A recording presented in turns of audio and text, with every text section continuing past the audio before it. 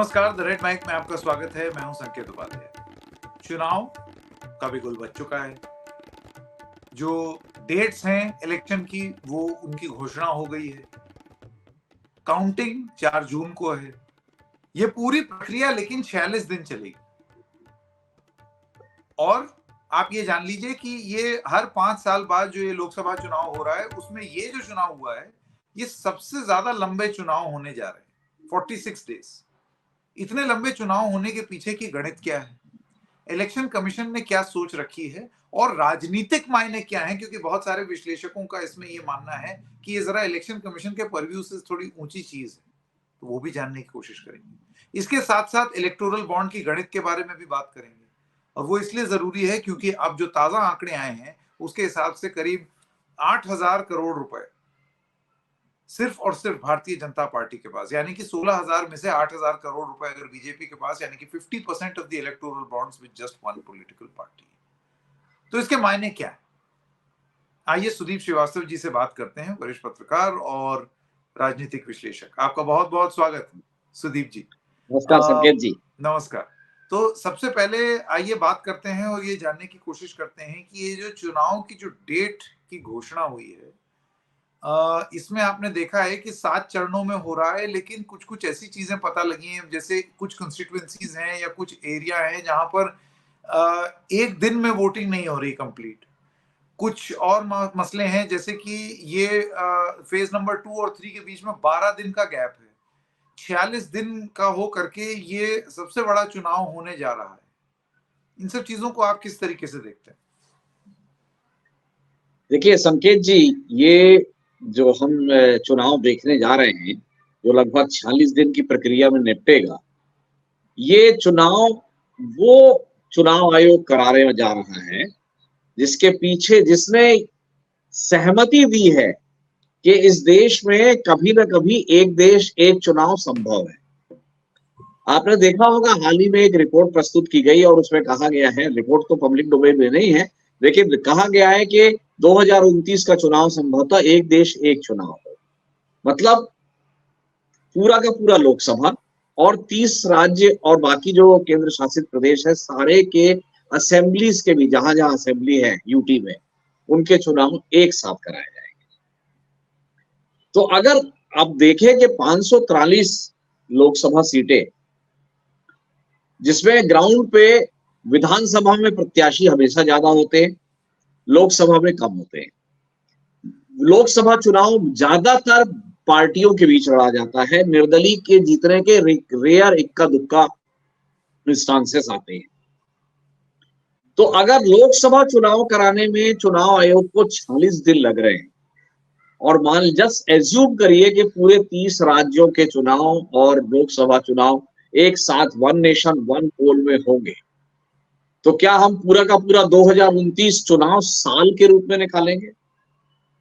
क्योंकि एक राज्य में अगर 200-300 विधानसभा है और वहां पर जितनी इंटेंस लड़ाई विधानसभा में होती है, और फिर उसकी सिक्योरिटी रिक्वायरमेंट होगी और उतनी मशीनों की रिक्वायरमेंट होगी, कैंडिडेट ज्यादा होंगे। 10 कैंडिडेट मान लीजिए है तो एक मशीन से चल जाता है, लेकिन असेंबली में 25-25, 30-30 कैंडिडेट होते हैं तो एक एक बूथ पे 3-3 मशीन रखी जाती है। तो ये जो टोटल रिक्वायरमेंट है और जो टोटल इंफ्रास्ट्रक्चर है, क्या पूरा साल चुनाव में निकलेगा? अब आप देखिए, जो आपने बात उठाई, मैंने एक नोट किया कि महाराष्ट्र का चुनाव पिछले बार 4 चरणों में था, इस बार 5 चरण में है। अभी हाल में हमने देखा कि मध्य प्रदेश का विधानसभा चुनाव पूरा का पूरा एक चरण में हुआ। 230 विधानसभा में एक चरण में मतदान हो गया, और लोकसभा चुनाव हो रहा है 4 चरण में उसी राज्य में। तो ये बड़ी अजीब बात है। अब इसको नजरिए से देखें तो कुल मिला के एक ही बात समझ में आती है कि जो सत्ताधारी दल है, जिसपे बार बार ये बने चुनाव सॉफ्ट चलता है। अभी कल की पीसी में किसी जर्नलिस्ट ने ये पूछा कि जो हेट स्पीच का पैमाना है वो क्या बड़े नेताओं पे और सत्ताधारी दल पे लागू होगा कि नहीं।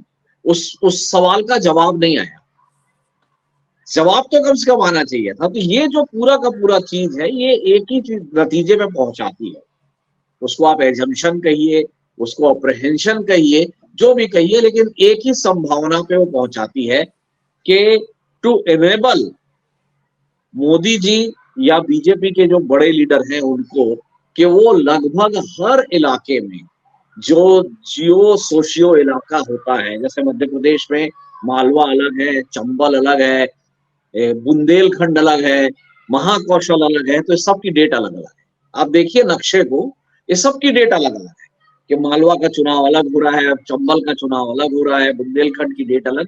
तो ये हर इलाके में इफेक्टिवली और बहुत भयंकर रूप से कैंपेन करने का समय देने के लिए ये इतना लंबा पूरा का पूरा जो है वो प्रोग्राम बनाया गया है। यहाँ पर सुदीप जी एक अजम्पशन ये है कि इलेक्शन कमीशन इस लॉजिक के हिसाब से फैसिलिटेट कर रही है कि चुनाव प्रचार ज्यादा लंबा हो।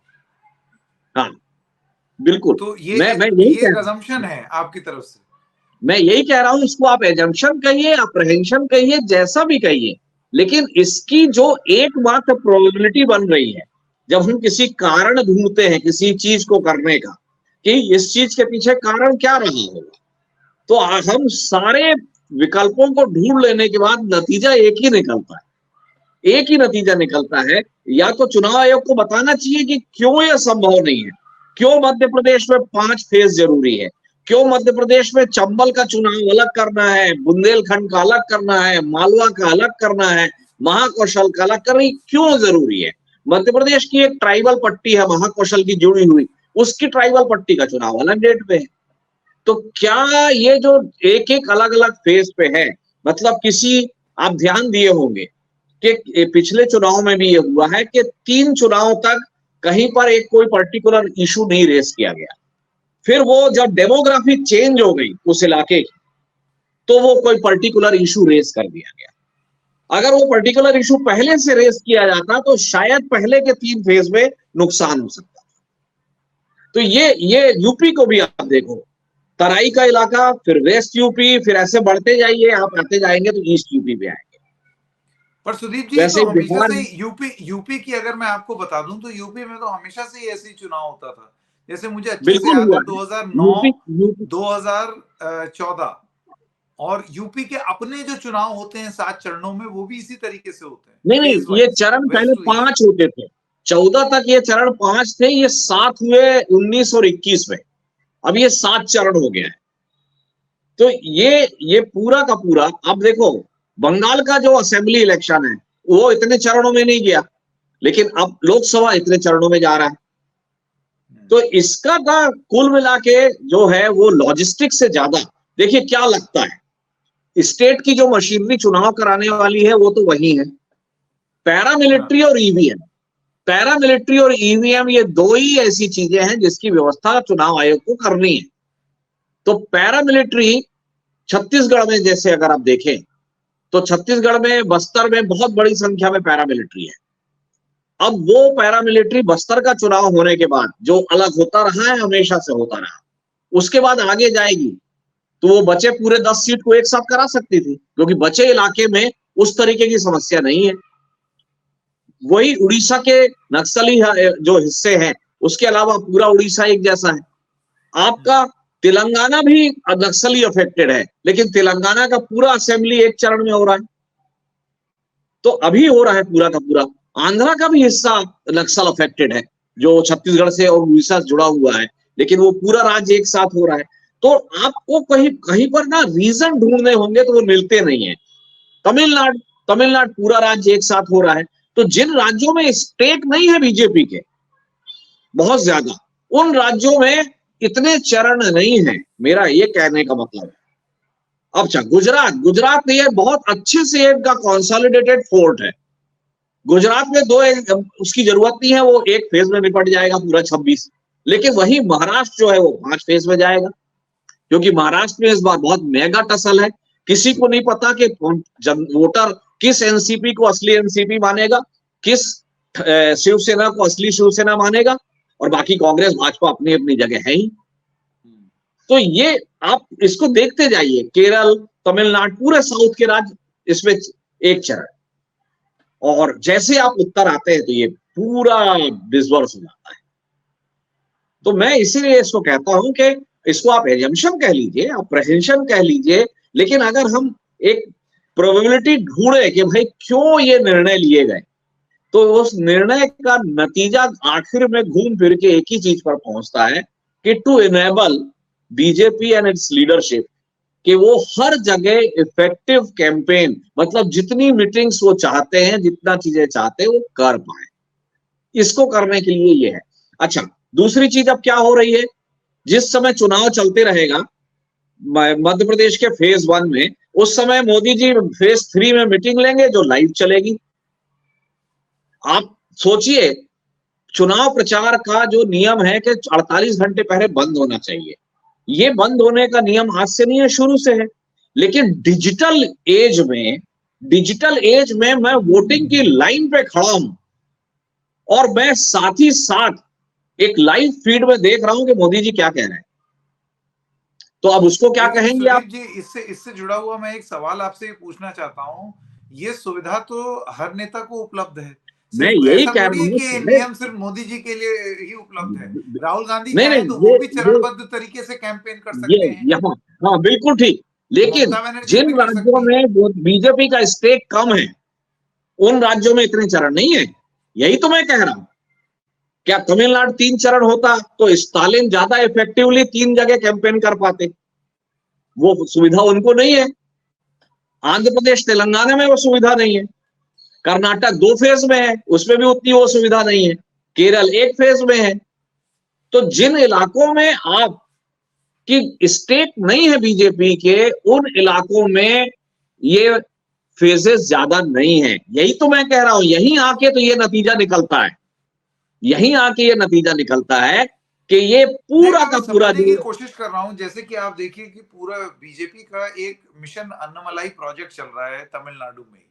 हाँ आप जानते हैं कि मतलब वो बिल्कुल तमिल में बोलना, तमिल कोट करना, बिल्कुल बिल्कुल सेंगोल, वो पूरा आप जानते हैं बीजेपी का एक बहुत तगड़ा तमिलनाडु प्रोजेक्ट है ये।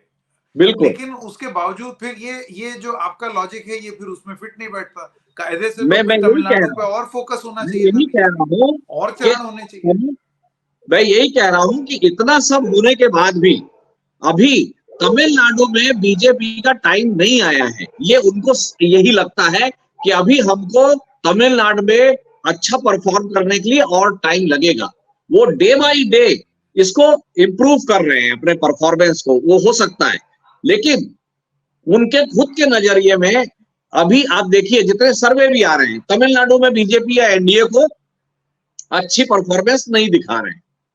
तो जहां पर जैसे कि बंगाल है, बंगाल में पिछले चुनाव के बाद से उनको लग रहा है कि अब हम बंगाल में 25-30 सीट पे जा सकते हैं। तो बंगाल की फाइट बहुत इंटेंस होगी, बंगाल की फाइट 6-6 सीट 8-8 सीट के फेज में चलेगी।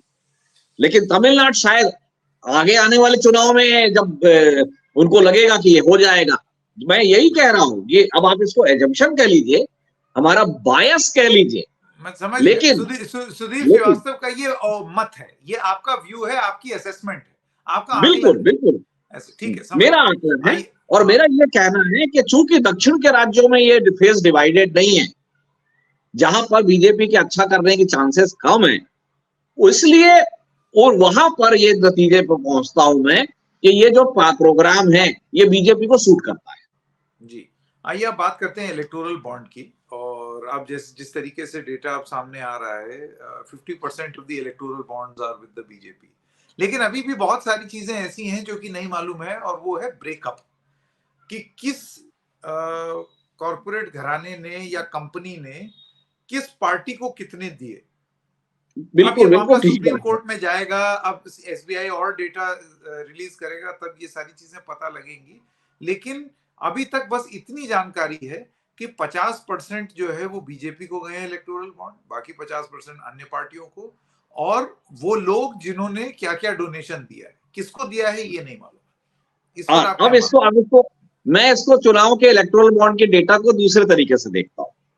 हैं? इसकी सबसे बड़ी स्टोरी बीजेपी नहीं है, इसकी सबसे बड़ी स्टोरी है टीएमसी।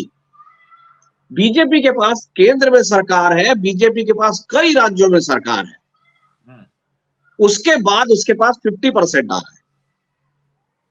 टीएमसी की केवल एक राज्य में सरकार है और वो कांग्रेस से ज्यादा पैसे पा रही है, जिसकी 4-4, 5-5 राज्य में सरकार है। तो ये देखने में बिल्कुल साफ हो रहा है कि वाईआरएस, टीआरएस, टीडीपी, बीच में शिवसेना सरकार में रही वो, तो जिन जिन पार्टियों की जहां जहां राज्य सरकार रही या केंद्र में बीजेपी की सरकार है, ये तो बिल्कुल साफ हो जाता है कि सरकार की रहने वाली पार्टियों को ही चंदा मिल रहा है। इससे तो कोई इनकार नहीं कर सकता।